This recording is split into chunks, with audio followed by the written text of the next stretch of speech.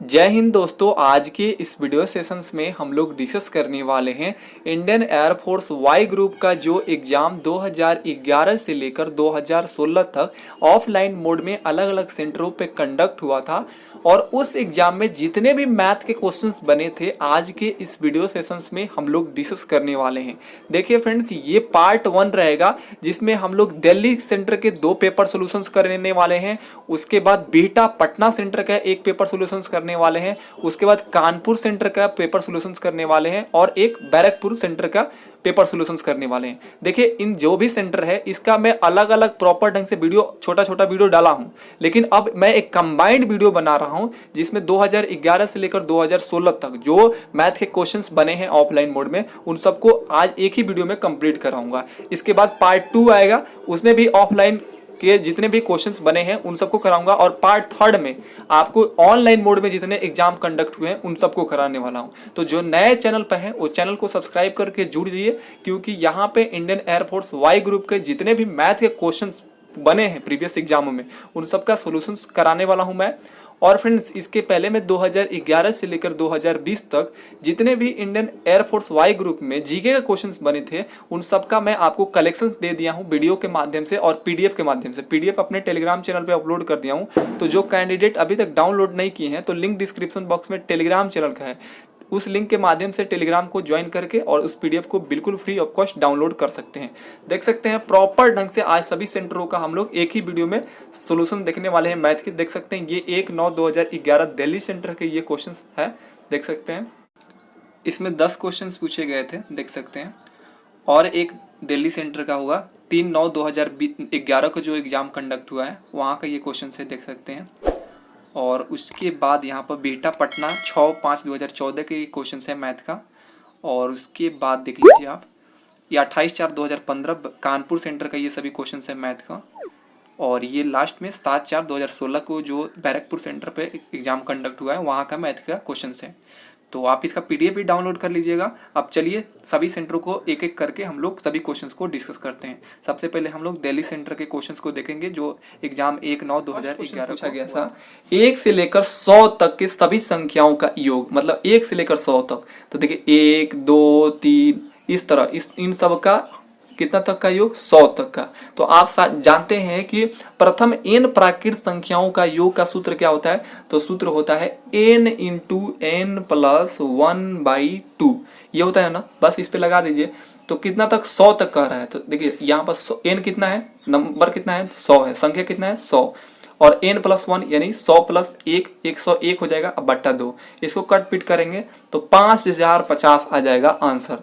Total 1 से लेकर 100 तक की संख्याओं का योग कितना हो जाएगा, 5050। अब देखिए क्वेश्चन नंबर 2 देखिए, रेशियो से बहुत इजी क्वेश्चन से। 3 संख्याओं का रेशियो दिया है 3:5:7, ठीक है। उनका औसत, किनका, इन तीनों संख्याओं का औसत 35 दिया गया है। तो सबसे बड़ी संख्या क्या होगा। तो देखिए सबसे पहले हम लोग लिखे 3 संख्या है ना, प्रथम दूसरा और तीसरा, इनका रेशियो कितना है 3 5 7, ठीक है। तो देखिए सबसे पहले इनका औसत प्रश्न में दिया है 35, हम लोग रेशियो में औसत निकालेंगे कि इनका रेशियो में औसत कितना है। तो आप सभी जानते हैं औसत निकालने, एवरेज निकालने का तरीका क्या होता है, सभी संख्याओं का योग, मतलब इन सभी संख्याओं को जोड़कर कितनी संख्या है उनसे भाग दे दीजिए तो एवरेज निकल जाता है। तो हम लोग रेशियो में एवरेज निकालेंगे तो इनको पहले जोड़ लिए तो 15 आया, इसको 3 से 1 2 3 संख्या था 3 से भाग दे देंगे तो रेशियो में हमारा एवरेज निकल गया 5। तो रेशियो में एवरेज आया 5, जबकि क्वेश्चंस में कह रहा है 35 है। तो 5 बराबर 35 हो जाएगा। तो 1 यूनिट का मान कितना हो जाएगा, 7 5 7 35 कट जाएगा ना। तो 1 यूनिट का मान 7 आ गया। तो सबसे बड़ी संख्या कौन है जी, रेशियो में 7 है। तो 7 से यहाँ पे देखिए मल्टीप्लाई कर दिया, 7 7 49, यही सबसे बड़ी संख्या हो जाएगा। आई होप कि समझ आ गया। थोड़ा फास्ट में कराऊंगा क्योंकि आप इसी तरह सीखिए फास्ट करना। यदि किसी कक्षा में 65% लड़के, यदि किसी कक्षा में 65% लड़के हैं तथा 210 लड़कियां हैं तो कुल कितने विद्यार्थी है। तो हम मान लेते हैं 100% विद्यार्थी है। 100% विद्यार्थी में 65% लड़के हैं। देखिए बॉय कितना है 65%, तो गर्ल कितना हो जाएगा जी 35%। क्यों 65% 35% मिलकर तबे ना 100% बनाएगा कुल विद्यार्थी। तो देखिए 35% के यहाँ गर्ल आ गया। देखिए परसेंट में तो 35% आया है, जबकि यहाँ पर संख्या दिया है 210। तो 35% बराबर बराबर हो जाएगा 210, तो हमें कुल विद्यार्थियों की संख्या निकालना है, यानी 100% का मान निकालना है। तो 35 कितने के मल्टीपल पे है? देखिए 35 के कितने बार मल्टीप्लाई करेंगे तो 210 आएगा, तो 6 बार मल्टीप्लाई करेंगे। तो उसी तरह 100 को 6 के मल्टीपल पर कर दीजिए 600, ये कुल विद्यार्थियों की संख्या निकल जाएगा। तो ये आंसर हो जाएगा। इस तरह बनाना सीखिए। अब देखिए क्वेश्चन नंबर 4, 15 आदमी 150 मीटर लंबी दीवार 30 दिन में बनाते हैं, ठीक है। तो 21 आदमी 140 मीटर लंबी दीवार को कितने दिन का समय लेंगे? तो बहुत ही इजी क्वेश्चन से एमडीएच मसाला वाला आप सभी सूत्र जानते हैं।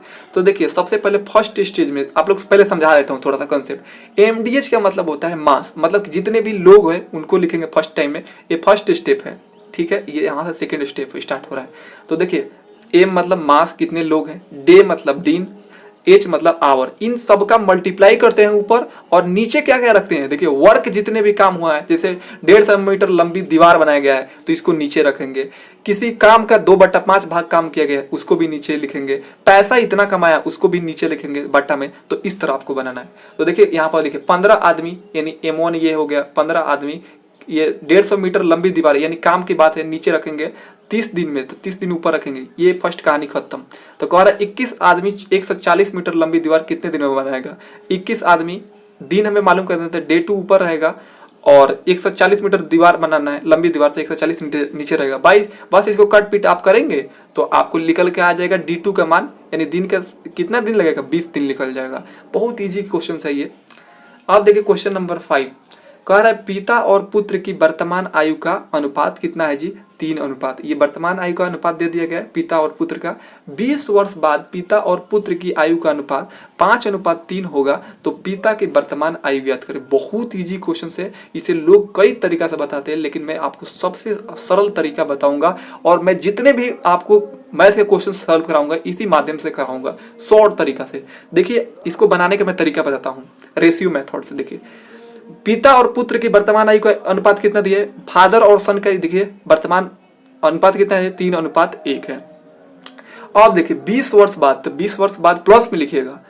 पिता और पुत्र की आयु का अनुपात कितना है? 5:3 है। तो पिता की वर्तमान आयु ज्ञात करना है, यानी 3 यूनिट का मान ज्ञात करना है, ठीक है। तो इसे इस तरह लिख दीजिएगा। देखिए सबसे पहले ट्रिक इसका समझिए कैसे है। 5 और 3 का नीचे वाला का क्या कीजिएगा, जो नीचे वाला रेशियो रहता है इसका गैपिंग देखिएगा कितना का गैपिंग है। तो 5 में से 3 घटा लेंगे, 2 आया गैपिंग, ठीक है। और इसको क्रॉस मल्टीप्लिकेशन कीजिए और घटा लीजिए। 3 3 9 और 5 1 5, तो 9 में से 5 गया 4, इसको बट्टा में लिखिए 4। और जितना वर्ष का है कि 20 वर्ष बाद, 25 वर्ष बाद, चाहे 5 वर्ष पहले, उसको मल्टीप्लाई कर लीजिए। देखिए इसको मैं सॉल्व किया तो आपका यहाँ पर 10 यूनिट आया, ठीक है।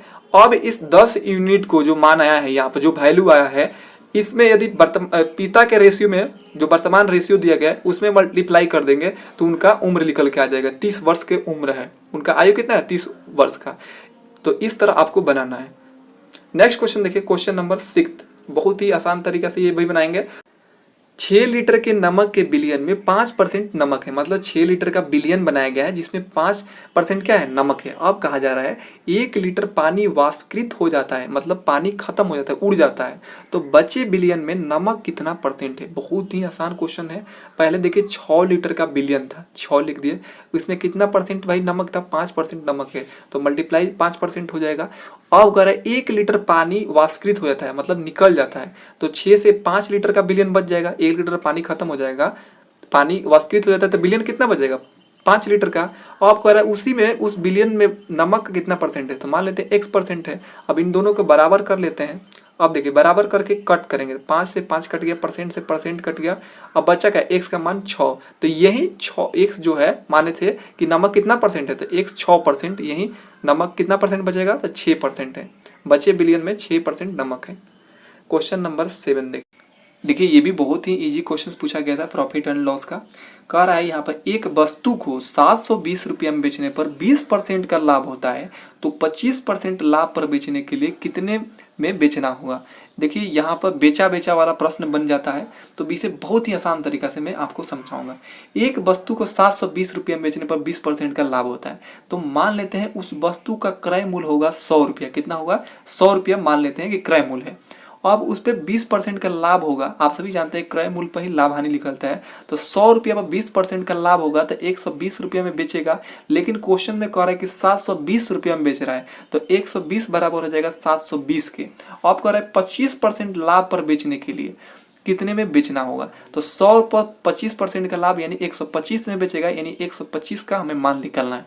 ठीक है, तो 120 कितना के मल्टीपल पे है जी, 120 कितना के मल्टीपल पर 720 आता है। तो ये 6 से मल्टीप्लाई कर देंगे, 120 में 6 से मल्टीप्लाई करेंगे तो 720 आएगा।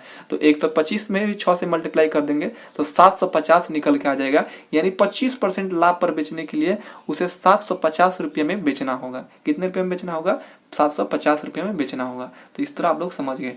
क्वेश्चन नंबर 8 देखिए ये जो सीरीज का क्वेश्चन है ये प्राइम नंबर पर आधारित है। सबसे छोटा प्राइम नंबर कौन होता है, 2 होता है। तो देखिए 2 से स्टार्ट हुआ है, 2, 3, 5, 7 फिर 11, तो आगे क्या होगा, तो 13 आएगा प्राइम नंबर।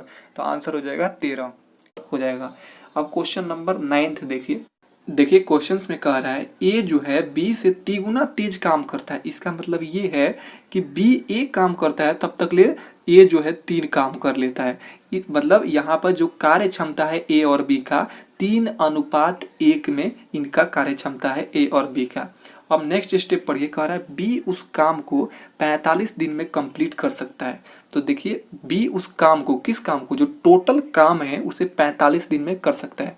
तो सबसे पहले हम लोग टोटल काम कैसे निकालेंगे, तो देखिए बी के कार्य क्षमता को अगर हम 45 से मल्टीप्लाई कर देते हैं दिन से तो हमें टोटल कार्य मालूम चल जाता है। तो ये ऊपर टोटल कार्य मालूम चल गया, 1 से 45 से मल्टीप्लाई कर दिए। तो अब कह रहे तो ये उसे कितने दिन में पूरा कर सकता है, मतलब टोटल कामों को ये कितने दिन में कर लेगा। तो ए के कार्य क्षमता से भाग दे दीजिए, तो 3 से इसे भाग दे देंगे, कट पिट करेंगे तो 15 आएगा। 15 डे में ये जो ए है उस काम को पूरा कर लेगा। आई होप समझ गए।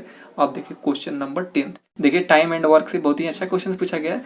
ए एक काम को 15 दिन में कर सकता है। अभी हमें टोटल कार्य की जानकारी नहीं है, हम लिखा लेंगे। तथा ए एवं बी उसे 10 दिन में कंप्लीट करते हैं उस काम को, मतलब ए और बी मिलकर 10 दिन में कंप्लीट करते हैं। तो बी अकेला उसे कितने दिन में कंप्लीट करेगा। तो देखिए ए किसी काम को कितने दिन में कर रहा है, 15 दिन में। ए और बी साथ में मिलकर 10 दिन में। तो हम लोग सबसे पहले मालूम कर लेंगे कि कितना यूनिट का काम हमें करना है, टोटल काम कितना है। तो देखिए टोटल काम निकालने के लिए इनका 15 और 10 का एलसीएम निकाल लेंगे, यानी 30 जो निकल के आएगा, ये 30 यूनिट हमें काम करना है। ठीक है, टोटल काम कितना है, 30 यूनिट का। तो ए जो है एक दिन में 2 यूनिट काम करेगा, क्योंकि 15 दूना 30 कट जाएगा।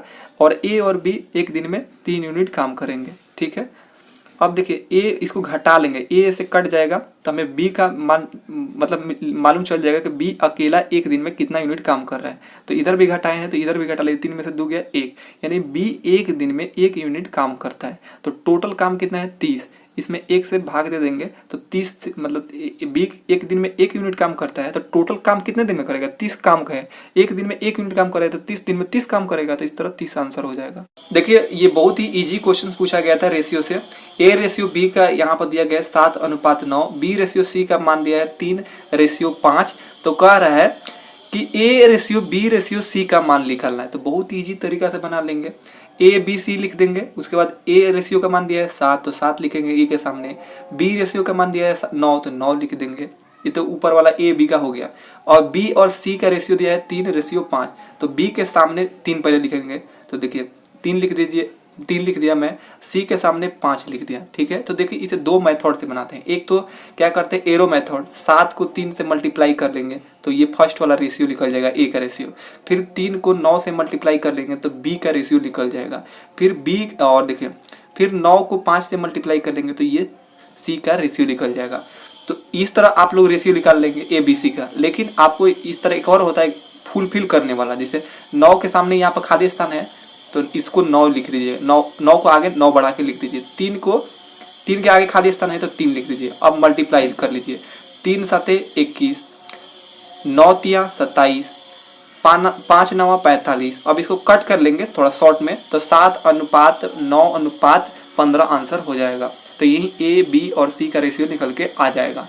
अब देखिए question number 2 time and work से बहुत ही इजी क्वेश्चंस पूछा गया था। देखिए क्वेश्चंस क्या कर रहा है, कह रहा है एक काम को ए और बी मिलकर 12 दिन में कर सकते हैं। अभी हमें काम की जानकारी नहीं है कि टोटल काम कितना है, लेकिन कह रहा है उस काम को ए और बी मिलकर 12 दिन में कर सकते हैं।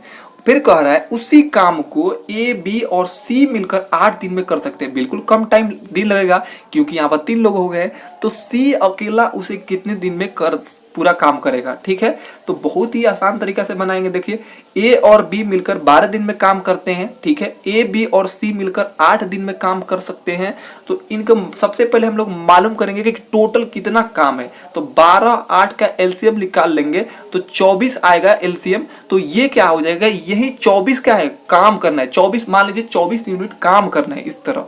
तो देखिए ए और बी मिलकर एक दिन में 2 यूनिट काम करेंगे क्योंकि 12 दूना 24, यानी ए और बी मिलकर 2 यूनिट काम करेंगे। ए बी और सी मिलकर एक दिन में 3 यूनिट काम करेंगे। तो 3 यूनिट निकल गया।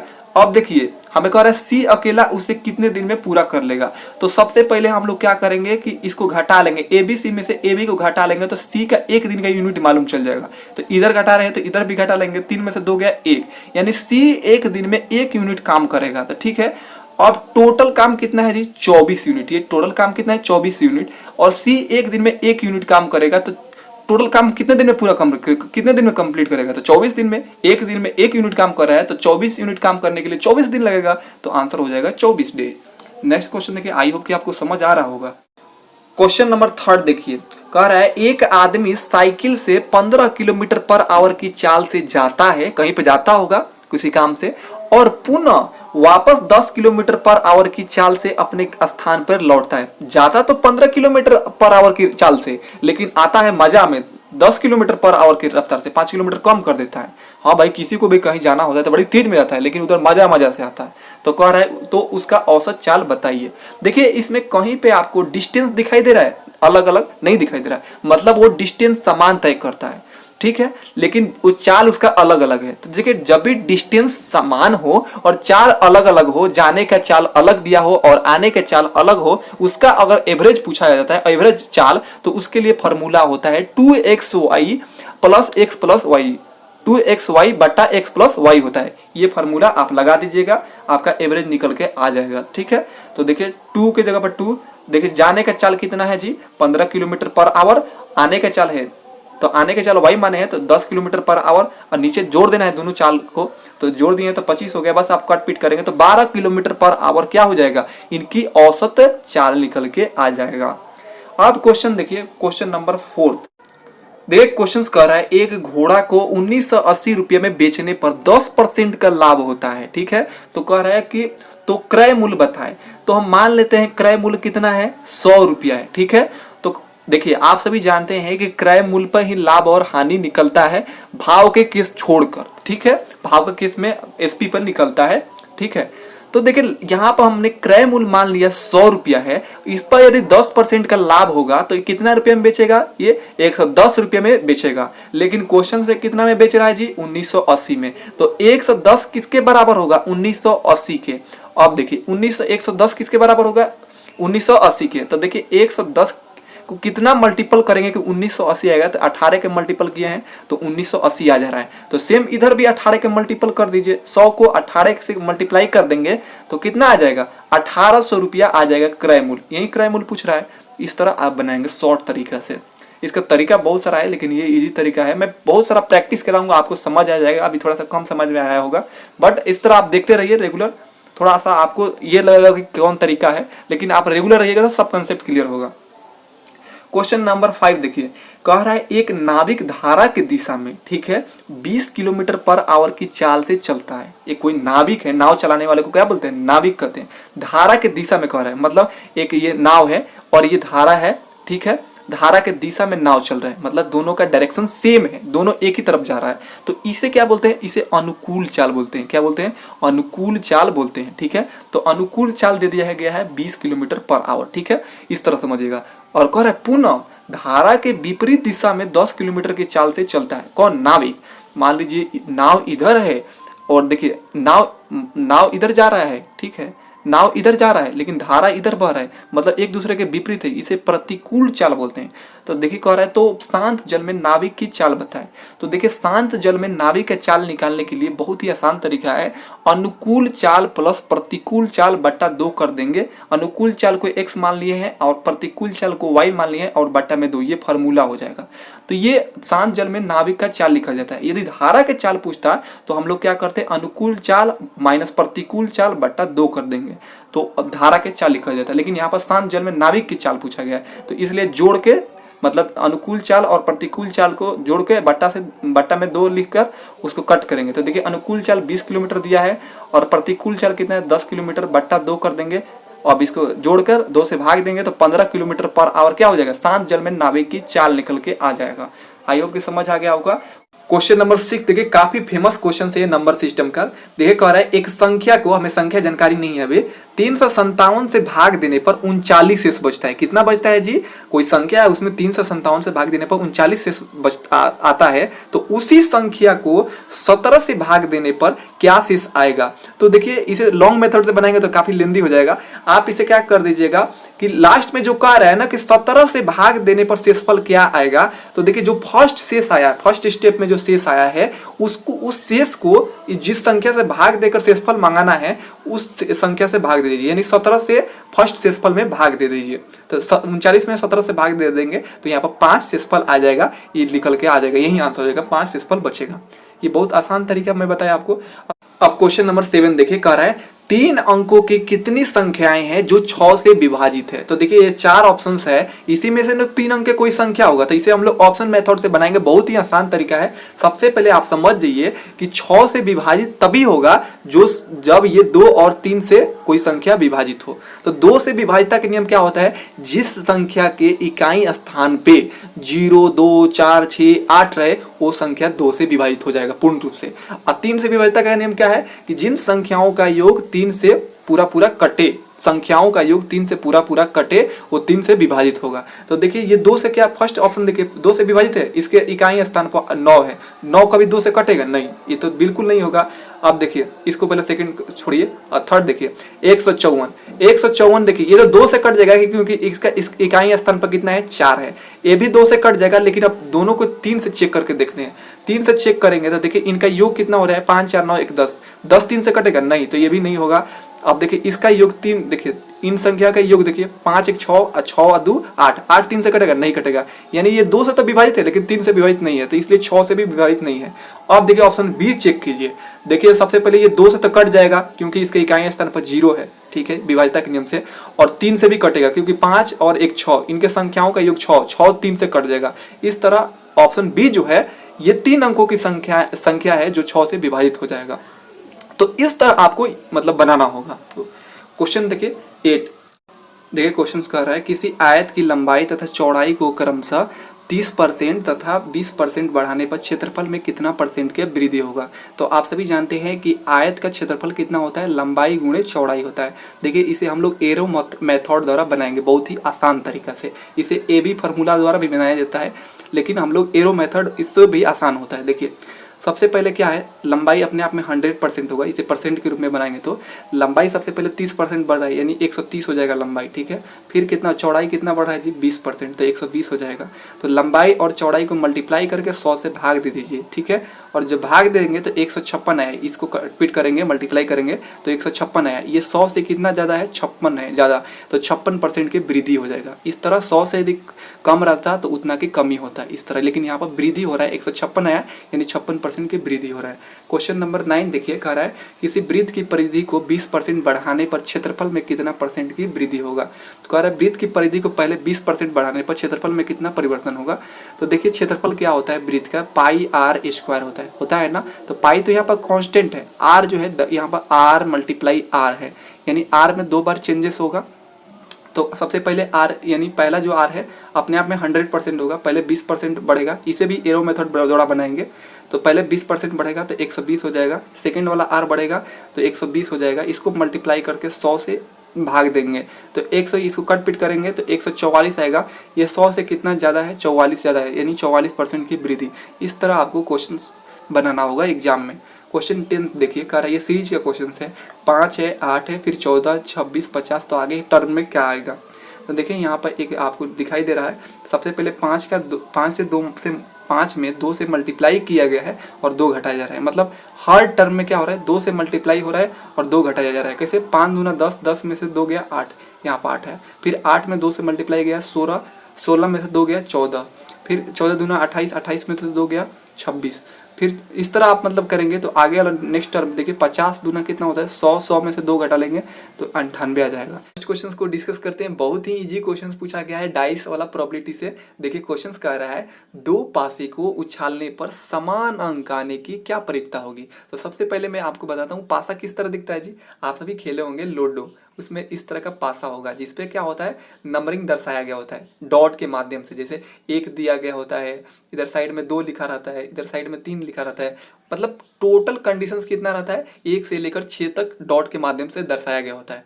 तो देखिए फ्रेंड्स, जब भी इस तरह डाइस वाला क्वेश्चंस बने और उसमें प्रोबेबिलिटी का पूछेगा कि मान लीजिए समान अंक, जहाँ पर पूछा गया समान अंक आने की क्या प्रयोगता होगी, या कभी कहा जाएगा कि एक पासे को उछाला गया तो उस पर 2 के मल्टीपल आने की क्या प्रयोगता होगी। तो जब भी इस तरह की प्रयोगता पूछे तो उसके लिए फॉर्मूला होता है नंबर ऑफ कंडीशंस बटा टोटल कंडीशन।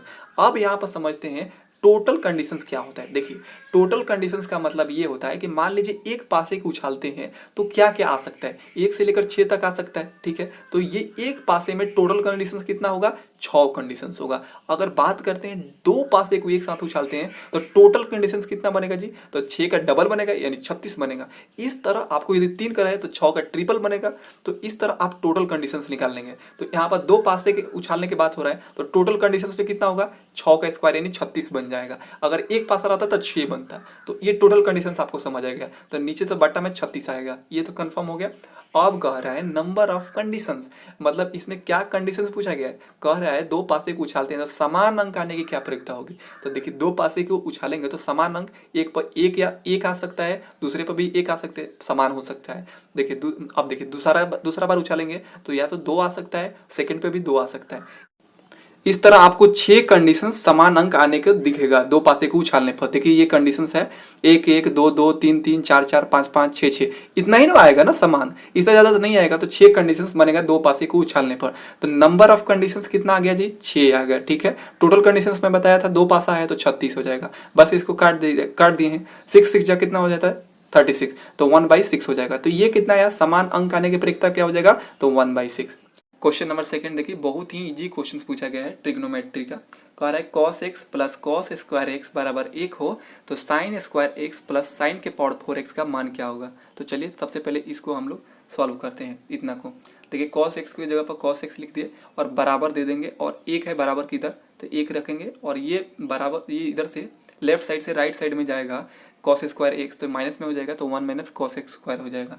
अब फिर cos x लिखिए, और 1 माइनस कॉस स्क्वायर बराबर क्या होता है, साइन स्क्वायर एक्स। कैसे, आप सभी जानते हैं फार्मूला कि sine square x plus cos square x equal to कितना होता है, 1 होता है। तो हम लोग साइन स्क्वायर इधर कर लेंगे, बचा लेंगे साइन स्क्वायर एक्स, तो क्या हो जाएगा 1 माइनस कॉस स्क्वायर एक्स। तो इसीलिए हम लोग 1 माइनस कॉस स्क्वायर एक्स की जगह पर साइन स्क्वायर एक्स लिख सकते हैं। अब इसको क्या करेंगे, दोनों तरफ वर्ग करेंगे इन दोनों के, तो इनको वर्ग करने पर क्या हो जाएगा, कॉस स्क्वायर एक्स हो जाएगा, उसके बाद साइन के पावर 4x हो जाएगा, ठीक है। अब इसको या तो इस तरह भी लिख सकते हैं, साइन के पावर 4x बड़ा वाला का आगे लिख दिए, और फिर उसके बाद कॉस स्क्वायर एक्स लिख दिए। अब इसको क्या करेंगे कि देखिए साइन के पावर 4x है तो इसको लिख देंगे, और फिर कॉस स्क्वायर एक्स को 1 माइनस साइन स्क्वायर एक्स में तोड़ देंगे। लिख सकते हैं, मैंने बताया क्योंकि sine square plus cos square बराबर होता है 1।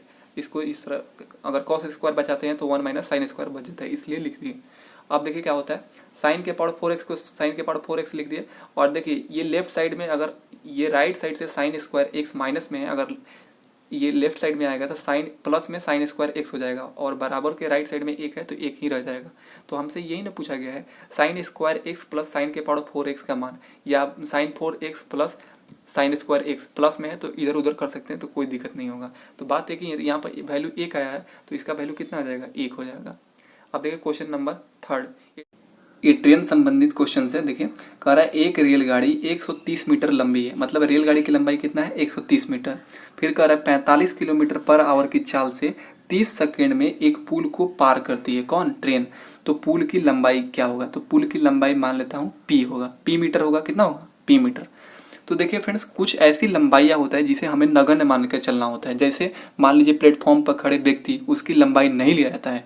अगर साइड साइड में आप देखें होंगे, रेलवे ट्रैक के साइड साइड में खंभा होता है बहुत बड़ा बड़ा, उसकी भी लंबाई क्या होता है, नगण्य माना जाता है। और देखे होंगे साइड साइड में वृक्ष होता है बहुत बड़ा बड़ा, उसकी भी लंबाई नगण्य माना जाता है। तो कुछ ऐसी लंबाइयाँ होता है जिसे नगण्य माना जाता है। लेकिन यहाँ पुल की लंबाई, उसके बाद ब्रिज जो हो गया उसकी लंबाई, इन सब की लंबाइयाँ मतलब ज्ञात हो सकता है।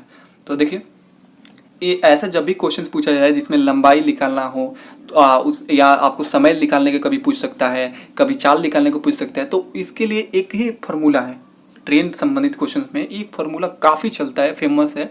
देखिए, सारी लंबाइयाँ बट्टा समय गुणे 18/5 बट्टा बराबर चाल। इस पे बहुत सारे क्वेश्चंस, लगभग 75 क्वेश्चंस इसी पर सॉल्व हो जाते हैं। तो देखिए कैसे बनाते हैं। सारी लंबाइयाँ का मतलब क्या है, जो जो लंबाई लिखा है उसको लिखिए। तो सबसे पहले ट्रेन की लंबाई दिया गया है 130 मीटर, और हमें पुल की लंबाई ज्ञात करना है, तो जोड़ देंगे इसमें। तो पुल की लंबाई हम p माने हैं तो प्लस p कर देंगे। और फिर समय कितना दिया है, बट्टा में 30 कर देंगे, समय 30 सेकंड दिया गया है। फिर अब फार्मूला वाला 18/5 यहाँ लिख देंगे। चाल कितना दिया है, 45 किलोमीटर पर आवर, तो 45 लिख देंगे। बस आप कट पीट कीजिए, क्रॉस मल्टीप्लीकेशन करेंगे आप इधर, तो आपका पुल की लंबाई 245 मीटर आ जाएगा। बहुत ईजी क्वेश्चन है। और क्वेश्चन नंबर 4 देखिए, ये पूछा गया है रेशियो वाला एवरेज से क्वेश्चन। देखिए कह रहा है 3 लड़कों का औसत उम्र 35 वर्ष है और उनका अनुपात, किनका, 3 लड़कों का अनुपात दिया है 3:5:7 है। तो छोटे लड़के की उम्र क्या होगा। तो छोटा लड़का की उम्र, या सबसे छोटा रेशियो होगा वही ना होगा। तो चलिए बनाते हैं। सबसे पहले हम लोग मान लेते हैं, यहाँ पर देखिए 3 लड़कों का औसत उम्र 35 वर्ष है, तो इनका योग कितना हो जाएगा। तो आप सभी जानते हैं कि योग निकालने का सूत्र क्या होता है, एवरेज गुणे एन। एवरेज का मतलब 35 वर्ष दिया है और एन का मतलब कि कितने लड़के हैं यहाँ पे।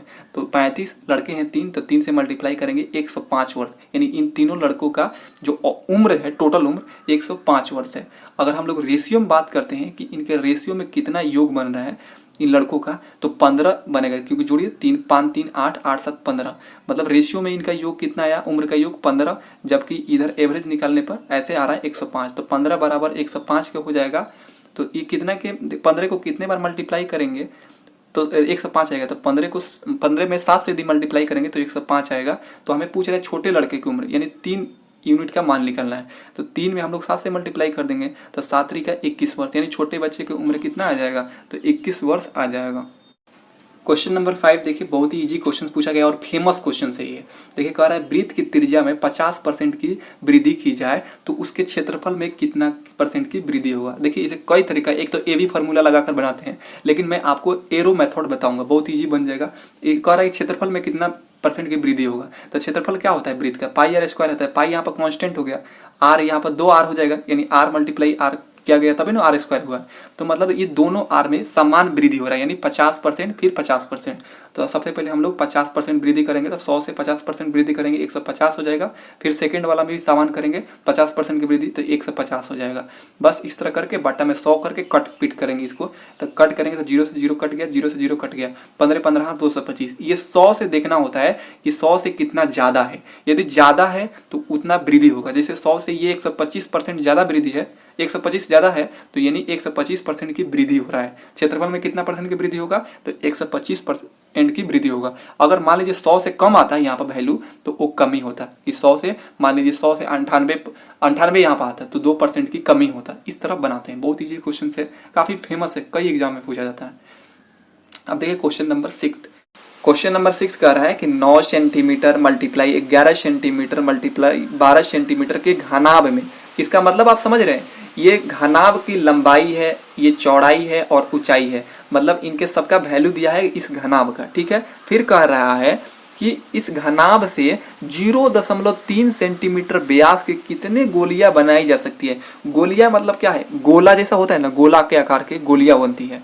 तो कह रहा है कि कितनी गोलियां बनाई जा रही है, यानी गोलियों की संख्या पूछ रहा है। तो यहाँ पर ये होगा कि घनाभ के यदि आयतन में हम लोग गोले के आयतन से भाग दे देंगे तो क्या हो जाएगा, गोलियों की संख्या निकल के आ जाएगा। क्योंकि क्या होता है, आयतन समान रहता है लेकिन आकृति चेंज हो जाता है। देखिए यहाँ पर घनाभ की आकृति है, मान लीजिए इसको छोटे छोटे व्यास त्रिज्या में तोड़ तोड़ के गोलियां छोटे छोटे बनाया जाएगा तो कई बन जाएगा गोली, लेकिन इसका आयतन क्या होगा, सबका समान होगा अगर ज्वाइंट करेंगे तो इस तरह क्या करेंगे कि जो घनाभ के आयतन है उसमें हम लोग गोले के आयतन से भाग दे देंगे तो गोलियों की संख्या निकल के आ जाएगा।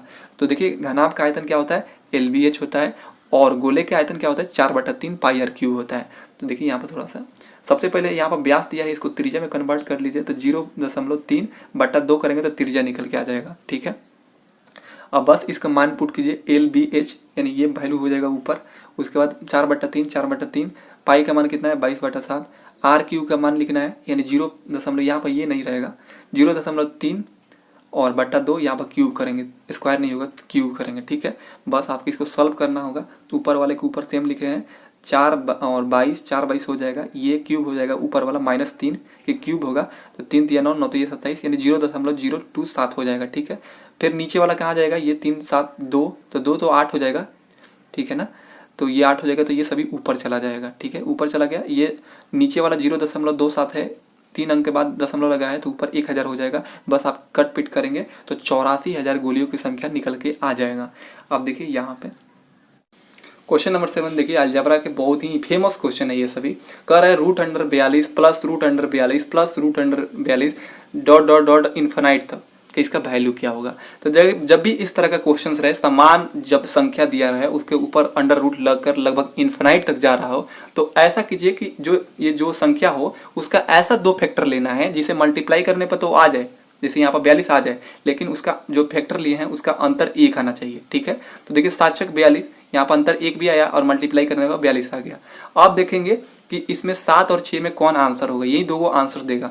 तो देखिए यहाँ पर प्लस है ना, तो बड़ा वाला आंसर होगा, यदि अगर माइनस में रहता तो छोटा वाला आंसर हो जाएगा। तो यहाँ पर प्लस का सिंबल है, तो इस तरह यहाँ पर 7 जो है ये आंसर निकल जाएगा। अगर मान लेते कि यहाँ पर इसका फैक्टर नहीं निकलता, उसका अंतर 1 नहीं आता, तो ये फार्मूला लगाते √4n प्लस 1, फिर उसके बाद साइड में +1 होगा बटा 2, इस पर बना देंगे इस फार्मूला पर। ठीक है, तो ये बहुत फेमस क्वेश्चन है। अगर यहाँ पर माइनस रहता तो ये छोटा वाला आंसर हो जाता है 6। अब देखिए क्वेश्चन नंबर 8, देखिए बहुत इजी क्वेश्चन पूछा गया है, प्रॉफिट एंड लॉस से। कह रहा है यहाँ पे, यदि किसी वस्तु को 15% लाभ के बदले 20% लाभ पर बेचा गया हो तो विक्रय मूल्य 50 रुपया अधिक होता है। विक्रय मूल्य कितना होता है, 50 रुपया अधिक होता है। ऊपर में देखिए आप 15% लाभ के बदले वो 20% लाभ पर बेचा है, यानी बिक्री किया है, यानी 5% लाभ अधिक पर बेचा है। मतलब उसका अंतर यहाँ पर कितना दिख रहा है, ऊपर का 5% अधिक लाभ पर वो बिक्री किया गया है, लेकिन क्वेश्चंस में 50 रुपया अधिक पर बेचा है, यानी 5% बराबर हो जाएगा 50 के। तो कह रहा है वस्तु का क्रय मूल्य बताए, तो क्रय मूल्य मान लेते हैं 100 रुपया। ठीक है, तो 100 रुपया का वैल्यू निकाल देना है, तो ये 5% बराबर हो जाएगा 50 के। तो 5 को कितना बार मल्टीप्लाई किए होंगे तो 50 आया होगा, यानी 10 बार। तो 100 को भी 10 बार मल्टीप्लाई कर दीजिए, यानी 1000 रुपया उस क्रय मूल्य का क्रय मूल्य निकल के आ जाएगा। बहुत ईजी क्वेश्चन है। अब क्वेश्चन नंबर 9 देखिए, कह रहा है कि 128 से 163 तक विषम संख्याओं का औसत ज्ञात करें। तो 128 तो सम संख्या है, इसके आगे लेंगे 129 हो जाएगा, 131 हो जाएगा, 133 हो जाएगा, मतलब एक एक गैपिंग करके ये विषम संख्या आता है। तो क्या हो जाएगा लास्ट में 163 तक, यानी 163 तो विषम संख्या है, तो ये लिख दिए। उसके बाद क्या करना है, विषम औसत निकालने का सूत्र होता है कि देखिए जब भी संख्याओं में डिफरेंस समान हो तो प्रथम प्लस अंतिम बट्टा 2, ये एवरेज निकालने का सूत्र होता है। तो प्रथम 129, लास्ट वाला 163, इन दोनों को जोड़िए, 2 से भाग दे दीजिए, एवरेज निकल के आएगा कितना, 146 आ जाएगा। नेक्स्ट क्वेश्चन देखिए, क्वेश्चन नंबर 10। देखिए बहुत ही इजी क्वेश्चन पूछा गया है हाइट एंड डिस्टेंस का। कह रहा है यहाँ पे एक 7 मीटर ऊंचा खंबा, तो सबसे पहले ये 7 मीटर ऊंचा खंबा बना लिए। फिर कह रहा है खंबे की छाया की जो छाया बना है वो 7√3 मीटर का बना है। तो खंबा की छाया नीचे बनता है ना, तो 7√3 मीटर बन गया। तो ठीक है, बन गया। तो सूर्य का उन्नयन कोण बताएं। तो सूर्य का उन्नयन कोण कैसे बनेगा जी, मान लीजिए सूर्य यहाँ है, सूर्य का प्रकाश यहाँ आ रहा है, तो ऊपर तो नहीं बनेगा ना, ऊपर अवनमन कोण बनता है, यानी यहाँ पर बनेगा। तो इसे थीटा, यानी इस थीटा के हमें वैल्यू निकालना है कि इस थीटा के वैल्यू कितना होगा। तो देखिए यहाँ पर आपको समकोण त्रिभुज दिखाई दे रहा होगा। तो समकोण त्रिभुज में यहाँ पर तो ऑलरेडी 90 डिग्री होता ही है। अब आपको कंफ्यूजन होगा कि यहाँ पर 30 होगा कि यहाँ पर 30 होगा कि यहाँ पर 60 होगा कि यहाँ पर 60 होगा, क्योंकि टोटल योग होता है त्रिभुज के 180 डिग्री। तो या तो यहाँ पर 30 डिग्री होना चाहिए, यहाँ पर 30 डिग्री होना चाहिए ना, तो यहाँ पर 60 डिग्री होना चाहिए।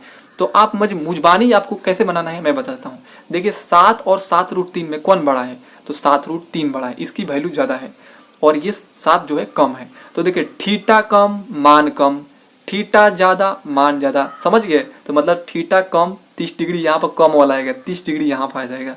तो 7 यहाँ इसका वैल्यू निकल गया है ना। जो थीटा के सामने जो भुजा होता है, इसकी ये जो भुजा की लंबाई कम है तो 30 डिग्री यहाँ पर हो जाएगा, और थीटा के मान ज़्यादा है 7√3 जो ज़्यादा है 7 से, यानी यहाँ पर 60 डिग्री बन गया। तो यही कन्फ्यूजन था ना कि ऊपर 30 बनेगा कि नीचे 30 बनेगा, कि ऊपर 60 बनेगा कि नीचे कम बनेगा।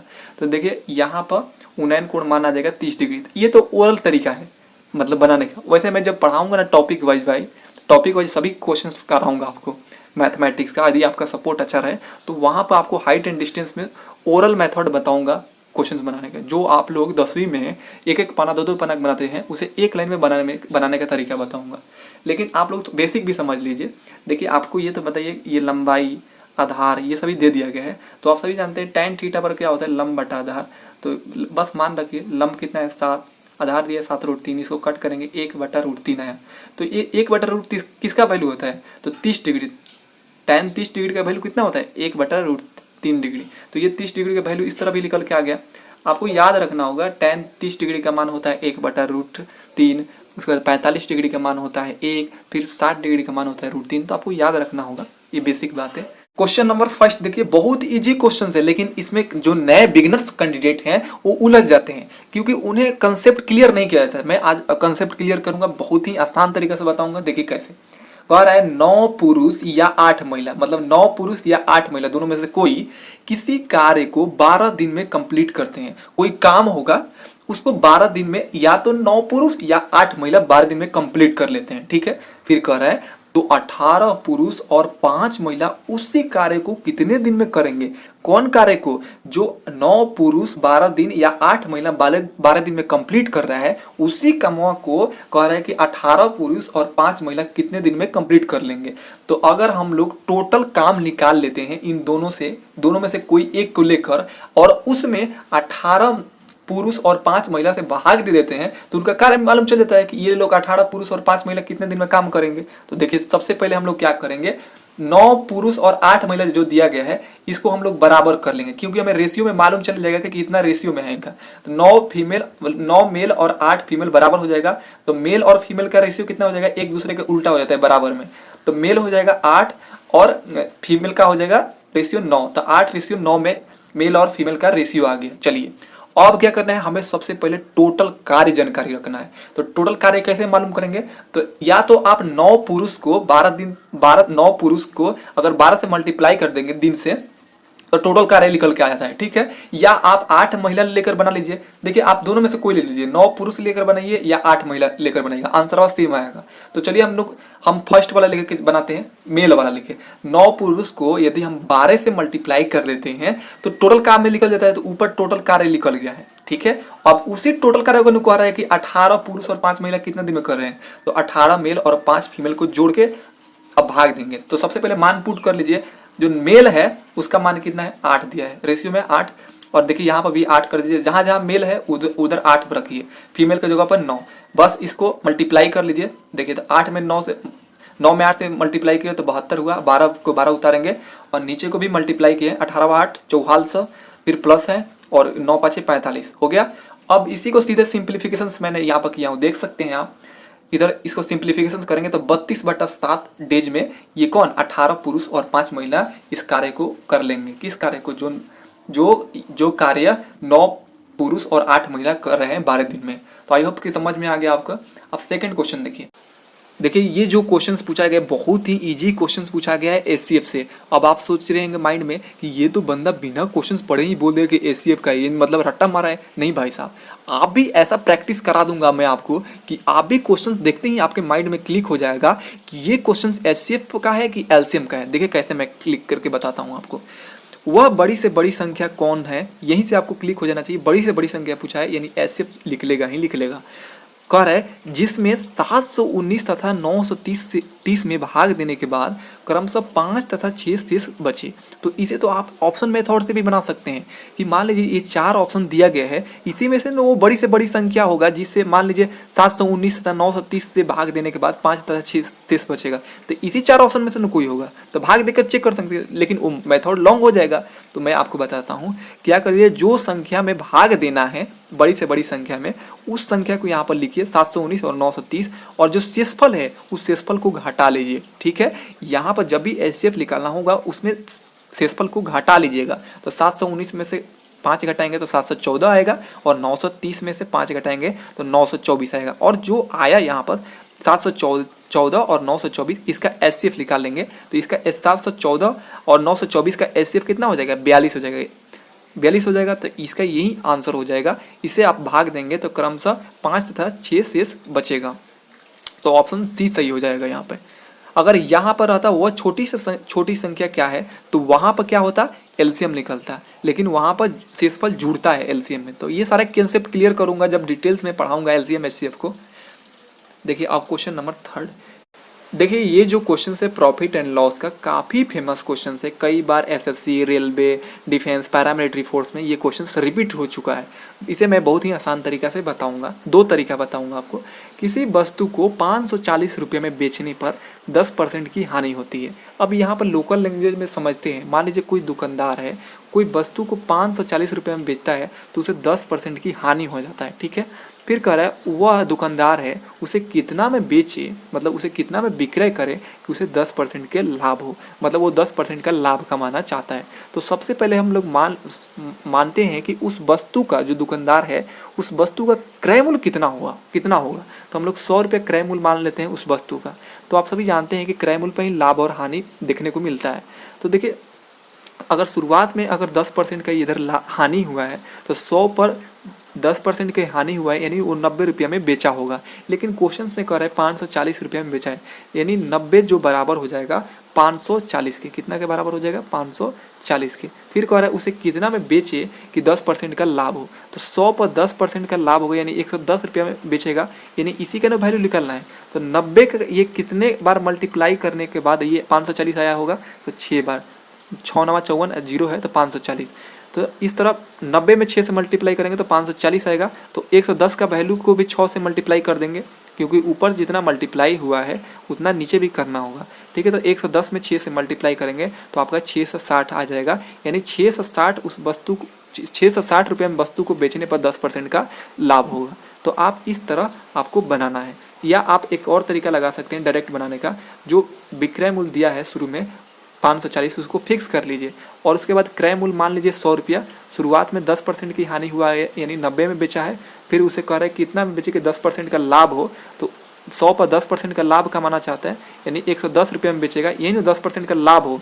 तो 110 को ऊपर लिखिए, और जो हानि हुआ है 10% का शुरुआत में उसको नीचे रखिए। तो 110 बटन 90, इसको कट पिट करेंगे तो 6 से 60 रुपया विक्रय मूल्य आ जाएगा, जिस पर 10% का लाभ होगा। तो ये दोनों तरीका आप लगा सकते हैं। क्वेश्चन 4 देखिए, कह रहा है, ये सिंप्लीफिकेशन का क्वेश्चन है। 7 का 8/3 का 60/8 का मान क्या होगा। का मतलब क्या होता है, गुणा होता है। तो जहाँ जहाँ का है उसके जगह पर गुणा लगाइए, बस कट पिट कीजिए, 140 इसका मान आ जाएगा। बहुत सिंपल है। क्वेश्चन नंबर 5 देखिए, ये रेशियो का क्वेश्चन है। कह रहा है 2 संख्याओं 3:5 के अनुपात में है तथा उनका योग 80 है। इनका इन रेशियो का योग 80 है। यदि प्रत्येक संख्या में 10 जोड़ दिया जाए तो अनुपात क्या होगा। अब इससे सरल क्वेश्चन क्या आ सकता है। देखिए 2 संख्याओं का अनुपात कितना दिया है, 3:5, और इनका योग कितना है, 80। तो रेशियो में योग कितना हो जाएगा, 5 3 8, 8 बराबर हो जाएगा 80। 1 यूनिट का मान आ जाएगा 10, 8 दिए 80, 1 यूनिट का मान हो जाएगा 10। तो प्रथम संख्या कितना हो जाएगा, 10 से मल्टीप्लाई कर देंगे, यानी 30 प्रथम संख्या निकल के आ जाएगा।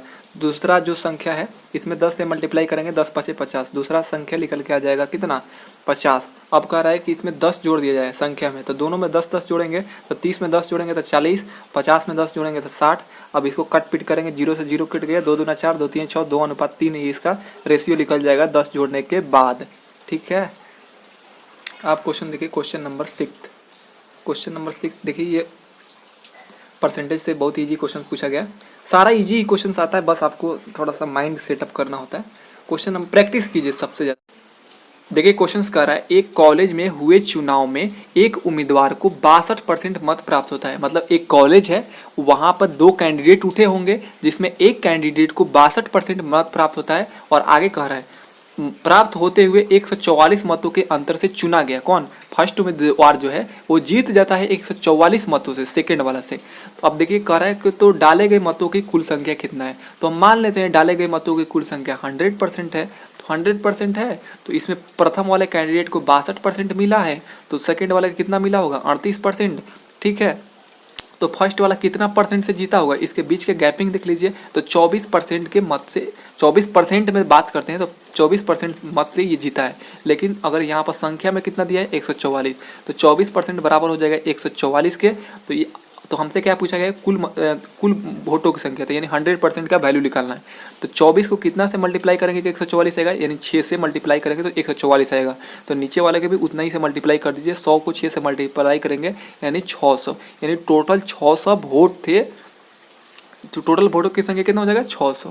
तो इस तरह आप लोग निकाल लेंगे।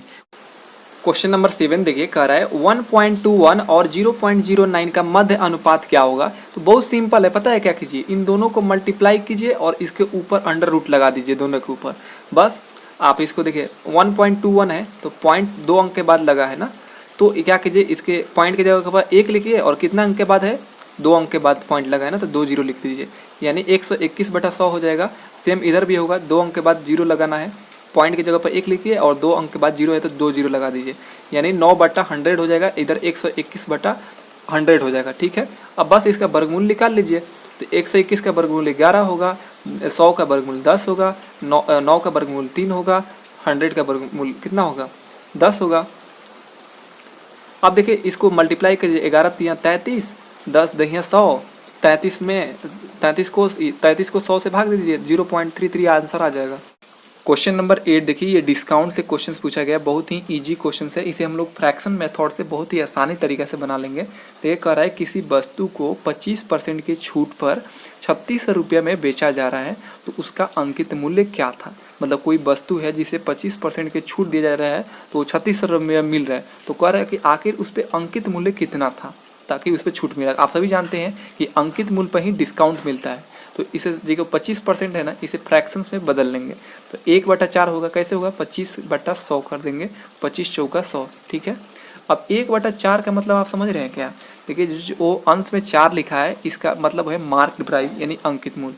ऊपर में जो अंश में 1 लिखा है इसका मतलब है डिस्काउंट यानी बट्टा, यानी 4 रुपये के वस्तु पर 1 रुपये का छूट, यानी ये जो मार्केट प्राइस हो जाएगा 4। ठीक है, और ये सेलिंग प्राइस हो जाएगा 3। तो देखिए लेकिन हमारे अकॉर्डिंग विक्रय मूल्य कितना है? 3, लेकिन क्वेश्चंस में कह रहा है 36 रुपये में बेचा गया, यानी 3 बराबर हो जाएगा 36 के। ठीक है, 3 बराबर हो जाएगा 36 के, यानी 3 को कितना से मल्टीप्लाई करेंगे तो 36 आएगा, तो 1200 से मल्टीप्लाई करेंगे तो 36 आएगा। तो उसी तरह में मार्केट प्राइस निकालना है, यानी 4 यूनिट का वैल्यू निकालना है, तो 1200 से मल्टीप्लाई कर देंगे यानी 48 रुपया क्या अंकित मूल्य निकल के आ जाएगा। इस तरह आप फ्रैक्शन मेथड से बनाएंगे तो बहुत ईजी तरीके से बना लेंगे। फर्स्ट क्वेश्चन को डिस्कस करते हैं। देखिए ये जो क्वेश्चन है काफी फेमस क्वेश्चन है, प्रॉफिट एंड लॉस का कई बार अलग अलग एग्जामों में ये क्वेश्चन रिपीटेड हो चुका है। तो इसे सबसे आसान तरीका से बताऊंगा और लोकल लैंग्वेज में समझाऊंगा ताकि आपको समझ आ जाए। देखिए कह रहा है कोई दुकानदार है, यहाँ पर एक दुकानदार है, 990 रुपये में कोई वस्तु बेचकर 10% का लाभ कमाता है। यहाँ पर वस्तु कुछ भी हो सकता है, लाइव बॉय, सैनिटाइजर, मास्क, कुछ भी ले लीजिए वस्तु के रूप में। तो कोई दुकानदार है 990 रुपये में उस वस्तु को बेचता है तो उसे 10% लाभ होता है। फिर कह रहा है यदि उसे 20% लाभ कमाना हो, किस पे? 20 उसी वस्तु पे जो आप वस्तु मन में सोचे हैं, लाइव बॉय चाहे कुछ भी, उस पर सोच रहा है कि 20% लाभ कमाना यदि होगा इस पे तो उसे कितना में बेचना होगा। वो सोच रहा है कि माइंड में कि बताइए हम 10% लाभ हो रहा है, यदि हम इस पे 20% लाभ कमाना चाहेंगे तो इस वस्तु को कितना में बेचेंगे, यानी 20% पर उसका विक्रय मूल्य कितना होगा। ठीक है, तो चलिए सबसे पहले इसमें आपको क्वेश्चन में कहीं क्रय मूल्य दिखाई दे रहा है? नहीं दिखाई दे रहा है। तो हम मान लेते हैं कि क्रय मूल्य कितना है? 100 रुपया है। ठीक है, उस वस्तु का क्रय मूल्य है 100 रुपया। तो आप सभी जानते हैं कि क्रय मूल्य पर ही लाभ और हानि देखा जाता है। तो देखिए सबसे शुरुआत में 10% लाभ हुआ है, तो हम भी 100 पर 10% लाभ देखते हैं, तो यानी 110 रुपये में वो वस्तु को बेचेगा। मतलब जब सीपी हमने क्रय मूल्य 100 रुपये माना है और उस पर 10% लाभ कमा रहा है, यानी 110 रुपये में बेच रहा है। लेकिन क्वेश्चंस में कितना में बेच रहा है जी? 990। तो हम क्या करेंगे? कोई बात नहीं, 110 को बराबर कर लेंगे 990 के, तो 110 बराबर हो गया 990 के। फिर कह रहा है उसे 20% लाभ कमाना हो, यानी 100 पर नहीं 20% लाभ कमाएगा, तो यानी 100 पर 20% लाभ कमाएगा तो 120 हो जाएगा। ठीक है, 120 रुपये में बेचेगा। तो कह रहा है कि उस वस्तु का कितना में बेचेगा। तो 120 का वैल्यू निकाल लेंगे तो हमें मालूम नहीं चल जाएगा कि कितना में बेचेगा। तो चलिए कैसे हम लोग मान निकालेंगे। देखिए 110 बराबर हो गया है 990 के, तो 110 में कितना से मल्टीप्लाई करेंगे कि 990 आएगा। तो 9 से मल्टीप्लाई करेंगे तभी ना 990 आएगा।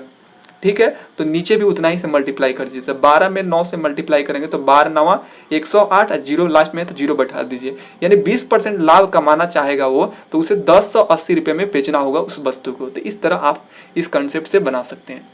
क्वेश्चन नंबर सेकंड देखिए, मेंसुरेशन 3D के बहुत ही इजी क्वेश्चन पूछा गया है। ये बेलन संबंधित है। कह रहा है यदि दो बेलन की ऊंचाई समान है, मतलब ऊंचाई क्या है, हाइट जो है ये बराबर है आपस में। ठीक है, तो इसमें तो कोई चेंजेस देखने को नहीं मिलेगा। जब बराबर है तो ये कट जाएगा। फिर आगे देखिए कैसे कटेगा। उनकी त्रिज्याएं जो है क्रमशः अलग अलग है। तो मान लेते हैं इस त्रिज्या को छोटा आर मान लेते हैं, इस त्रिज्या को बड़ा आर मान लेते हैं। 2 सेंटीमीटर और 3 सेंटीमीटर है। तो कह रहा है उनके आयतनों का अनुपात क्या होगा। तो बहुत सिंपल क्वेश्चन है, उनके आयतनों का क्या अनुपात होगा। तो आप सभी जानते हैं कि बेलन का आयतन कितना होता है, पाई आर स्क्वायर एच। तो छोटा वाला आर जो है इसमें आर रख दिए, पाई आर स्क्वायर एच। जो सेकेंड वाला है इसका आयतन क्या हो जाएगा, बड़ा आर ले लेंगे यहाँ पर, पाई आर स्क्वायर एच। एच से एच कट गया, पाई से पाई कट गया। जो भी चेंजेस होगा यहाँ पर त्रिज्या में चेंजेस देखने को मिलेगा। यानी इसमें आर स्क्वायर है, इसमें भी आर स्क्वायर है। मतलब इसको आर को हम लोग स्क्वायर कर देंगे तो हमारा नहीं मालूम चलेगा कि आयतनों का अनुपात कितना है। तो हम लोग मान लेते हैं इसको स्क्वायर करेंगे तो 2 दूना 4, इसको स्क्वायर कर लेंगे तो 3 3 9। तो जो जिस फ्रेंड को यदि मतलब ये फॉर्मूला याद रहेगा कि बेलन की आयतन क्या है, तो वो आराम से बना लेगा। वो सोचेगा कि इसमें क्या क्या सामान है। मान लीजिए इसमें ऊंचाई सामान है तो ऊंचाई कट ही जाएगा, पाई जो है पाई से पाई कट ही जाएगा। जो चेंजेस होगा तो त्रिज्या में चेंजेस होगा, तो इसको स्क्वायर कर लेंगे क्योंकि पाई आर स्क्वायर हो जाए तो स्क्वायर कर देना है। तो बस 4:9 आ जाएगा आंसर। तो इस तरह इसको डायरेक्टली आप स्क्वायर करके बना सकते हैं, मतलब अगर फॉर्मूला माइंड में आता तो। अब क्वेश्चन देखिए थर्ड नंबर। देखिए क्वेश्चन कह रहा है कि दो गोला है। आप सभी गोला देखिए ना, इस तरह गोला होता है। ठीक है, फिर कह रहा है दो गोला ए तथा बी की त्रिज्याएं क्रमशः 4 तथा 8 सेंटीमीटर है। मतलब ए की त्रिज्या 4 सेंटीमीटर है, बी की त्रिज्या 8 सेंटीमीटर दिया है। दो गोला है जिसकी त्रिज्या, ए का त्रिज्या 4 सेंटीमीटर, बी की त्रिज्या 8 सेंटीमीटर है। फिर कह रहा है तो बी का आयतन ए के आयतन से कितना गुना है। जो यहाँ पर तुलना वाली बात हो रहा है, बी कह रहा है कि बी का आयतन जो है ए के आयतन से कितना गुना है। तो देखिए यहाँ पर जब भी तुलना वाला क्वेश्चन आए तो जो जिससे तुलना हो रहा है उसे नीचे रखेंगे। जैसे यहाँ पर जो बी का आयतन ये ए के आयतन से कितना गुना है, यानी यहाँ ए से तुलना हो रहा है तो ए के आयतन को नीचे रखेंगे और बी के आयतन को ऊपर रखेंगे। ठीक है, अब आप बताइए गोले का आयतन का फॉर्मूला क्या होता है। तो 4/3 पाई आर क्यूब। ठीक है, तो देखिए 4/3 लिख दिए पाई आर क्यूब। आप सभी जानते हैं बी की त्रिज्या कितना है, 8 सेंटीमीटर। तो आर की जगह पर 8 क्यूब कर देंगे और फिर 4/3 पाई नीचे करेंगे एक आयतन निकालने के लिए। 4/3 पाई आर क्यूब। ए का त्रिज्या कितना दिया है, 4, तो 4 का क्यूब कर देंगे। पाई से पाई कट गया, 4/3 से 4/3 कट गया, बचा क्या, 8 के क्यूब और नीचे 4 के क्यूब। अब 8 के क्यूब को हम लोग 4 के क्यूब मल्टीप्लाई 2 के क्यूब भी लिख सकते हैं ना, बिल्कुल लिख सकते हैं। उसके बाद बट्टा कर देंगे 4 के क्यूब कर के, 4 से क्यूब कट गया, बचा क्या, 2 के क्यूब। तो 2 का क्यूब का मल्टीप्लाई करेंगे तो 8 आ जाएगा। यानी 8 गुना क्या है, बी का आयतन ए के कितना गुना है, तो 8 गुना है। ठीक है, तो इस तरह आप लोग बनाइएगा। क्वेश्चन 4 देखिए, 1 से 30 तक 7 से विभाजित परंतु 3 से अविभाजित संख्या कितनी है। तो बहुत आसान है। सबसे पहले हम लोग 1 से 30 तक देखेंगे कि 7 से विभाजित कितनी संख्या है। तो देखिए पहली तो संख्या 7 हो जाएगा और उसके बाद 7 के मल्टीपल पाएगा। 7 दूना 14, 7 या 21, 7 चौक 28, उसके बाद 7 5 35 तो नहीं लगेंगे क्योंकि 30 तक का है। तो 7 चौक 28 तक रखेंगे। तो ये इतनी जो 4 संख्या है ये तो 7 से विभाजित होती है। लेकिन अब इसमें एक कंडीशन है कि 3 से अविभाजित भी होना चाहिए, परंतु 3 से अविभाजित होना चाहिए। तो देखिए यहाँ पर एक 3 से विभाजित हो रहा है 21, इसको नहीं लेना है। 3 से अविभाजित संख्या होना चाहिए। तो ये अविभाजित है, ये भी अविभाजित है, ये भी अविभाजित है, समझ गए ना। तो इसमें 21 जो है यहाँ पर नहीं लेंगे। तो देखिए ऐसा 1 से 30 तक 7 से विभाजित और 3 से अविभाजित संख्या कितना बचा, 1 2 3। तो ये 3 संख्या आंसर हो जाएगा। समझ गए आपको। अब चलिए क्वेश्चन नंबर 5 देखिए, कह रहा है यदि 3 के पावर x प्लस 8 बराबर है 27 के पावर 2x प्लस 1 हो तो x का मान ज्ञात करें। बहुत इजी क्वेश्चन। अब देखिए सबसे पहले 3 के पावर x प्लस 8 रख देंगे अब 27 को हम लोग देखिए इस फॉर्मेट में तोड़ेंगे, 3 के फॉर्मेट में, क्योंकि हमको बेस का मान करना है। देखिए 27 को हम किस तरह लिख सकते हैं, 3 के पावर 3, क्यों, 3 तिया 9, 9 तिया 27, इस 3 के पावर 3 लिख देंगे और इधर ब्रैकेट लगा लेंगे, जो ऊपर 2x+1 है उसको लिख देंगे। ठीक है, अब आप यहाँ पर देख रहे हैं नीचे इधर भी बराबर की इधर और बराबर के लेफ्ट साइड और राइट साइड 3 बराबर है। तो आप सभी जानते हैं कि जब बेस का मान होता है तो पावर क्या हो जाता है, बराबर हो जाता है। तो x प्लस ये बेस जब भी समान है तो पावर क्या हो जाएगा, बराबर, तो x+8 हो जाएगा और ये 3 × 2 + x+1 हो जाएगा। तो इसको मल्टीप्लाई कर दिया गया, 3 दूना 6x हो जाएगा और फिर 3 में 1 से मल्टीप्लाई किया जाएगा तो 3 हो जाएगा। तो यहाँ पर बचा है क्या, x+8 और 6+3। बस एक अब 6x को लेफ्ट साइड लगेगा तो माइनस में आएगा, तो x में से -6x घटाइएगा तो -5x बचेगा और 8 को उधर ले जाइएगा तो 3 में से -8 घटाइएगा तो -5 होगा, तो माइनस से माइनस कट गया, 5 से 5 कट गया, x का वैल्यू कितना आ गया, 1 आ गया, तो x का वैल्यू 1 निकल के आ जाएगा। आप देखिए क्वेश्चन नंबर 6 कह रहा है निम्न व्यंजकों का आसन्न मान ज्ञात करें, मतलब निकटतम मान ज्ञात करना है। बहुत इजी क्वेश्चन से भी है, सिंप्लीफिकेशन का। कह रहा है कि 29,460, क्या कह रहा है, 29,460 भागा 29.46 प्लस 295, इसको सॉल्व करना है। तो 29,460 को इस तरह रखेंगे और देखिए भाग जो रहता है ना तो ये गुणा में परिवर्तित हो जाता है और इसके जो बट्टा में 1 रहता है ये ऊपर चला जाता है, बट्टा 1 ऊपर चला जाएगा और ऊपर वाला नीचे आ जाता है। जब मतलब यहाँ पर भाग का सिंबल रहता है तो चेंज होके यहाँ पर भाग वाला गुणा में हो जाता है और नीचे वाला ऊपर, ऊपर वाला नीचे। तो ऊपर 1 बचा, ये बाद में 0 आया है, कैसे मैं बताऊंगा। और अब यहाँ पर क्या हो जाएगा, 29 पॉइंट नीचे 46 हो जाएगा। ठीक है, अब देखिए अब यहाँ से हम दशमलव हटाए हैं तो 2 अंक बाद दशमलव लगाए ना तो ऊपर दो जीरो बैठा दिए हैं, तो अब यहाँ से तो डेसिमल हट गया, यानी ये कितना हो गया 2946। तो 2946 में 29,460 से भाग देंगे। ठीक है, तो यानी 10 बार में कट जाएगा। ठीक है, अब इसको मल्टीप्लाई कर दीजिए, तो 100 में 10 से मल्टीप्लाई करेंगे तो कितना हो जाएगा 1000, इसमें 295 जोड़ देंगे तो 1295 आ जाएगा। अब 1295 ऑप्शन के अकॉर्डिंग ये 4 दिया है, किसके निकट है, तो 1300 के निकट है, तो बस यही आंसर कर देना है, इसीलिए आसन्न मान पूछा गया था। क्वेश्चन नंबर 7 देखिए, कह रहा है 3,000 रुपए का 20% वार्षिक ब्याज की दर से 2 वर्ष का CI ज्ञात करें, यानी 2 वर्ष का कंपाउंड इंटरेस्ट यानी चक्रवृद्धि ब्याज निकालना है। तो देखिए फ्रेंड्स, यहाँ पर मैं आपको रेशियो मेथड के माध्यम से कैसे चक्रवृद्धि ब्याज निकाला जाता है उसको सिखाऊंगा। तो देखिए फ्रेंड्स, जब भी 2 वर्ष के लिए चक्रवृद्धि ब्याज निकालना हो तो वहां पर रेशियो लगाइएगा 2:1। 3 वर्ष के लिए निकालना हो तो 3:3:1 लगाइएगा। 4 वर्ष के लिए निकालना हो तो 4:6:4:1 लगाइएगा। तो इस पे आराम से बन जाएगा। तो हमसे यहाँ पर 2 वर्ष के लिए पूछ रहा है तो रेशियो लगाएंगे 2:1। अब आपको क्या करना है, 3,000 का 20% जो दर है, 3,000 का 20% निकाल लेंगे तो 600 हो जाएगा। फिर 600 का 20% निकाल लेंगे 120 हो जाएगा। तो क्या कीजिए, ये 600 को 2 से मल्टीप्लाई कर दीजिए तो 1200 हो गया। फिर इस 120 को 1 से मल्टीप्लाई कर लेंगे तो 120 हो जाएगा। अब 1200 को 120 में जोड़ देंगे तो 1320 क्या निकल जाएगा, चक्रवृद्धि ब्याज निकल के आ जाएगा। तो इस तरह आप लोग बहुत ही आसान तरीके से निकाल लेंगे, ज़्यादा कैलकुलेशंस भी नहीं है। क्वेश्चन नंबर 8 देखिए क्वेश्चन कर रहा है, यदि 7 क्रमागत संख्याओं का औसत 33 हो तो इनमें से सबसे बड़ी संख्या कौन सी है। तो आप क्रमागत संख्या ABCD कुछ भी मान सकते हैं, 1 2 कुछ भी मान सकते हैं। तो मान लीजिए क्रमागत है तो 1 2 3 4 5 6 7, ये 7 क्रमागत संख्या है।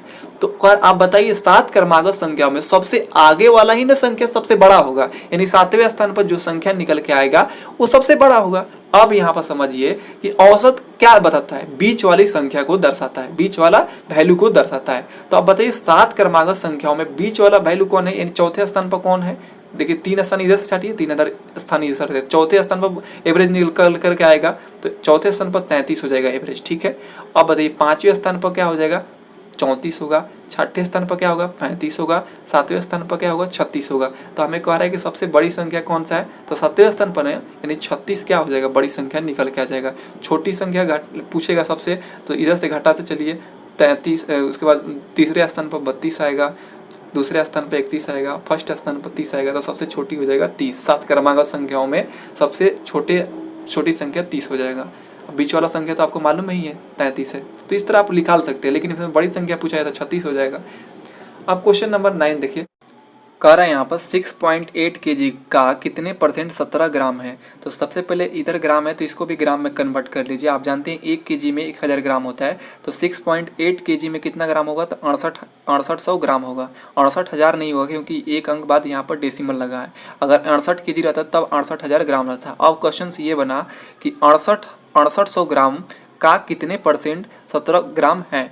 तो देखिए फ्रेंड्स, जिसके लास्ट में का लगा रहता है वो बट्टा में आता है, यानी 6800 ये जो है ये बट्टा में आएगा और 17 ग्राम जो है ऊपर आएगा, और इसे हमें परसेंट में लाना है तो 100 से मल्टीप्लाई करेंगे।